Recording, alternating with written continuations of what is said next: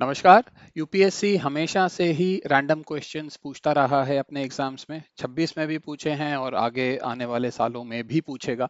इन questions को knowledge से solve करना इज नियर इम्पॉसिबल। अगर किसी को नॉलेज हुई भी तो बहुत बड़ा फैक्टर वो किस्मत का होगा, लक का होगा, rather than a conscious decision to prepare. ज़्यादातर बच्चों के लिए नॉलेज यहाँ काम नहीं करेगी because it is impractical to study all of these random things.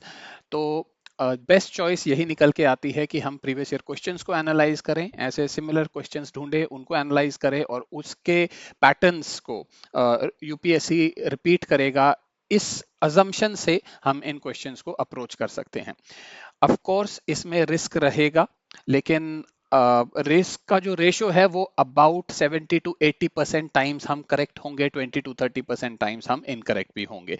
तो अगर आपकी अप्रोप्रिएट रिस्क टेकिंग एपेटाइट है तो ऐसे क्वेश्चंस को प्रीवियस ईयर क्वेश्चंस के बेसिस पे, एनालिसिस के बेसिस पे, जिसको हम एलिमिनेशन टेक्निक्स का भी नाम दे सकते हैं, कैसे अप्रोच करें और इस क्वेश्चन के एग्जाम्पल से हम सीखते हैं। तो यहाँ पर एक वोल्केनो का नाम दिया था। अब नॉर्मली जब ऐसे नाम होते हैं तो नेम्स हैव मीनिंग का भी इंपॉर्टेंस होता है, बट यहाँ पे जो नाम है एक कोई फॉरेन नाम है, इसका एटलीस्ट हमारे कॉन्टेक्स्ट में, इंडियन कॉन्टेक्स्ट में कोई सच मीनिंग नहीं है, तो ये नाम यूजलेस है।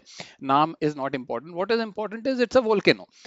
अच्छा, उसके बाद कह रहा है global geopark UNESCO 2025 and it where is it situated. ये 4 कंट्रीज दे दिए साउथ अमेरिका के। अब साउथ अमेरिका के ऊपर फोकस यूपीएससी का रहा है पिछले साल भी, 2025 में भी एक एंडीज माउंटेन चेन का एक क्वेश्चन आया था। It is here for you to see, ठीक है ना। पहले भी साउथ अमेरिका के ऊपर यूपीएससी ने कई बार क्वेश्चन पूछा है।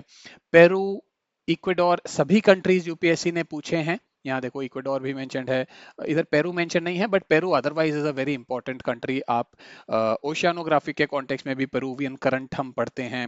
एलनीनो वाले में, एलनीनो में हम ये भी अपना इक्वेडोर भी पढ़ते हैं। I show you the NCERT का क्लिप हियर। यहाँ देखिए, एल नीनो के कॉन्टेक्स्ट में इक्वेडोर, पेरू मेंशन्ड है एनसीईआरटीज में। Even otherwise also like volcanism के कॉन्टेक्स्ट में भी, plate tectonics, ring of fire, तो वो मैप भी आपको याद होना चाहिए। इट इज एक्सपेक्टेड बिकॉज इतने इंपॉर्टेंट हैं साउथ अमेरिका के ये कंट्रीज। थोड़े से ही handful of countries are there, तो you should be aware of at least the important ones जो करंट अफेयर्स में रहते हैं या जो हम स्टैटिक अपने एनसीईआरटी में पढ़ते हैं। तो ये सभी कंट्रीज जो मेंशन्ड हैं, खासकर कि पेरू एंड इक्वेडोर तो बहुत ही इंपॉर्टेंट है। बोलीविया, कोलंबिया बुक्स में मेंशन्ड है, but these are not as important for the reasons I have shown, syllabus के एंगल से एंड ऑल्सो एल नीनो वगैरह जो एनसीईआरटी में मेंशन्ड है उस एंगल से। तो ऐसे क्वेश्चंस को सॉल्व करने का बेस्ट तरीका होगा MIP।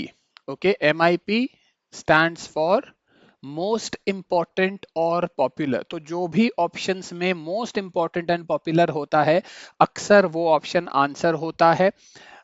लेकिन हमको वुड हैव हर्ड या स्टूपिडली सिंपल और टू इनवाइटिंग का ध्यान रखना होता है। वुड हैव हर्ड का मतलब कोई चीज इतनी इंपॉर्टेंट तरीके से मेंशन्ड है, ऐसी बातें लिखी हुई हैं जो हम मिस कर ही नहीं सकते। अगर हमारी तैयारी अच्छी है तो हम उसको मिस नहीं करेंगे, तो वो वुड हैव हर्ड हो जाएगा, हम ऐसे ऑप्शन सिलेक्ट नहीं करेंगे।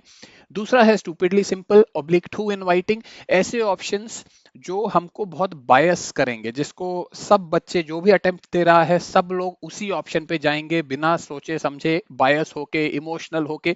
ऐसे ऑप्शंस भी अक्सर आंसर नहीं होते हैं। तो वुड हैव हर्ड या स्टूपिडली सिंपल और टू इनवाइटिंग का ध्यान रखते हुए MIP जो होगा, मोस्ट इंपॉर्टेंट एंड पॉपुलर जो होगा इन दैट कॉन्टेक्स्ट, वो आंसर होना चाहिए। अब इस क्वेश्चन में तो ऑफ कोर्स हमने देखा है कि पेरू सर्टेनली MIP है, लेकिन ये आंसर नहीं है। तो इसका मतलब यहाँ पे वुड हैव हर्ड या स्टूपिडली सिंपल का कुछ रोल एप्लीकेबल होगा, जो कि बात सच है। देखते हैं एक बार हम ऐसे ही प्रीवियस ईयर क्वेश्चंस। आप 2024 का एक क्वेश्चन देखिए, question number 16 of set A. इसमें देखो लैंग्वेज, देखो यहाँ पे one of the following regions world's largest. देखो ये इंपॉर्टेंस हाईलाइट करने की कोशिश कर रहा है, टोन समझो इसका क्वेश्चन का। वर्ल्ड्स लार्जेस्ट है, ठीक है। उसके बाद देखो the way with which it gives details holds about 3 years worth of global carbon emissions from fossil fuels. So 3 years worth of carbon emissions का टोन क्या है, अंडरलाइंग उसका सिग्निफिकेंस क्या है कि ये कुछ बहुत इंपॉर्टेंट चीज की बात हो रही है, ठीक है, and the possible destruction of which can exert detrimental effect on global climate, again something globally very important है ना। तो जब इस टाइप का टोन होता है क्वेश्चन में, अब देखो ये क्वेश्चन किसी को भी नहीं पता था, कोई नॉलेज से यू कांट डू इट, इसीलिए किकोरी and Rio de Plata basin तो आंसर होने ही नहीं चाहिए, बिकॉज ये अनइम्पॉर्टेंट है, कभी सुने नहीं है। आंसर क्या होगा, MIP, मोस्ट इंपॉर्टेंट और पॉपुलर। यहाँ पर MIP क्या है, सर्टेनली अमेजोन बेसिन, लेकिन क्वेश्चन के टोन के हिसाब से जो हमने वुड हैव हर्ड या स्टूपिडली सिंपल या टू इनवाइटिंग वाली जो बात करी थी, इस क्वेश्चन के टोन के हिसाब से अमेजोन बेसिन ही एक ऐसा ऑप्शन है जो सब बच्चे इसको मार्क करेंगे, and this is why this option should not be the answer amongst the remaining options. जो MIP होगा which is Congo, that should be the answer, and you can see that was the answer in this question. और example हम एक देखते हैं, ये देखो, ये 2024 का ही है, क्वेश्चन नंबर 60। इसमें देखो लेटेस्ट इंक्लूजन पूछा है, लेटेस्ट मतलब ये अगर 24 में आया है तो या तो 24 में या 23 में इंक्लूड किया होगा, जो भी लेटेस्ट जब भी ये लिस्ट आई होगी। अच्छा, यूनेस्को का कल्चरल हेरिटेज लिस्ट में ये नाम आया, तो यूनेस्को अपने आप में ही एक बहुत इंपॉर्टेंट बॉडी है, UN बॉडी है, हम पढ़ते हैं इसके बारे में, इसकी लिस्ट आपकी बायोडाइवर्सिटी की भी साइट से, जो भी इसकी वर्ल्ड हेरिटेज लिस्ट जो होती है, सब इंपॉर्टेंट होता है, हम उसको कॉन्शियसली प्रिपेयर करते हैं। तो जिस तरीके से ये क्वेश्चन बनाया गया, यहाँ पर देखो लेटेस्ट इंक्लूजन पूछा हुआ है, इसका मतलब anything revolving around latest current affairs specially of important bodies, वो यूपीएससी उसको वुड हैव हर्ड साइड में या टू इनवाइटिंग साइड पे लेके जाता है। अच्छा, यहाँ देखो दुर्गा पूजा एंड कुंभ मेला, ये दोनों ही बहुत important, probably every Indian would be aware of these two terms. तो जो स्टूडेंट्स होंगे वो बी या डी में, बिकॉज इसका आंसर नहीं पता होगा, जिसको नहीं पता होगा वो बी या डी में से ही सबसे ज्यादा मार्क करने की कोशिश करेंगे। अब उनका वो बायस होगा, तो यूपीएससी ने इन दोनों को ही हटा दिया, बिकॉज ये दोनों बराबर के वुड हैव हर्ड हैं। अगर दुर्गा पूजा लेटेस्ट इंक्लूड किया होता कल्चरल हेरिटेज में, या इवन कुंभ मेला इंक्लूड किया होता, हमने सुन लिया होता, would have heard for sure, because इतना बड़ा कल्चरल सिग्निफिकेंस है इंडिया में। तो इन दोनों को हटाने के बाद बचता है छाऊ डांस एंड गरबा। इनमें से हमने क्या सुना है, MIP मोस्ट इंपॉर्टेंट और popular, usually Garba is more heard than Chhau dance, ठीक है। तो यहाँ पर आंसर हम MIP फिर C मार्क करेंगे, ये देखो यहाँ पे C आंसर था।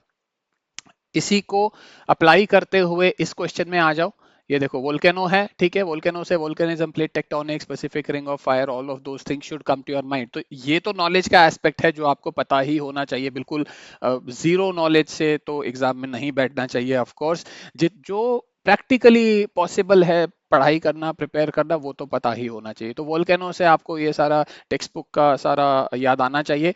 अच्छा, इंपॉर्टेंट देखो कैसे बोल रहा है, ग्लोबल जियो पार्क, ठीक है, बाय यूनेस्को, जैसे कि हमने देखा बाकी क्वेश्चन में, इन 2025, तो बहुत ही रीसेंट और UN रिकॉग्नाइज्ड किसी चीज की बात कर रहा है। तो ऐसे में हमने देखा है ट्रेंड क्या होता है, यूपीएससी अक्सर वुड हैव हर्ड या स्टूपिडली सिंपल का कोई ऑप्शन एक दे सकता है, दो दे सकता है, इवन तीन ऑप्शंस दे सकता है। तो डिपेंड करता है ये क्वेश्चन टू क्वेश्चन, आप जब PYQs प्रैक्टिस करोगे तो आपको सारी वैरायटी मिलेगी। तो यहाँ पर चार में से एक ये ही सबसे इंपॉर्टेंट है, MIP जो होगा वुड हैव हर्ड के कॉन्टेक्स्ट में, तो पेरू तो हम यहाँ से हटा देना चाहिए।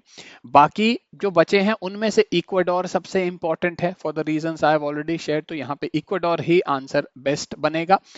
अगर आपको लग रहा है कि पेरू एंड इक्वाडोर दोनों बराबर के इंपॉर्टेंट हैं, तो आपको चूज करना होगा बोलीविया एंड कोलंबिया में, जो कि इम्पॉसिबल हो जाएगा चूज करना, बिकॉज ये दोनों बराबर के हर्ड होते हैं, बराबर का ही सिग्निफिकेंस है, इनमें हम MIP मोस्ट इंपॉर्टेंट और पॉपुलर नहीं कर सकते।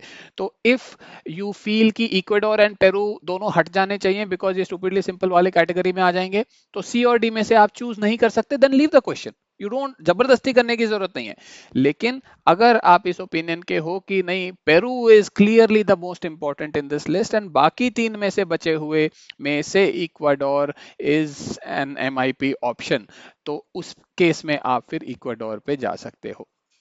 तो ये थोड़ा सा सब्जेक्टिव रहता है कि आपका स्टडी कितना है, एनसीईआरटी पे ग्रिप कितनी है, करंट अफेयर्स कैसा पढ़ा है, and most importantly PYQs based elimination techniques का प्रैक्टिस आपने कितना किया है, उसके हिसाब से और आप अपने रिस्क टेकिंग एपेटाइट के हिसाब से ऐसे क्वेश्चंस में you can use the lessons from PYQs, and in 70 to 80% cases you are going to get those questions right. Thank you for watching this video. See you next time.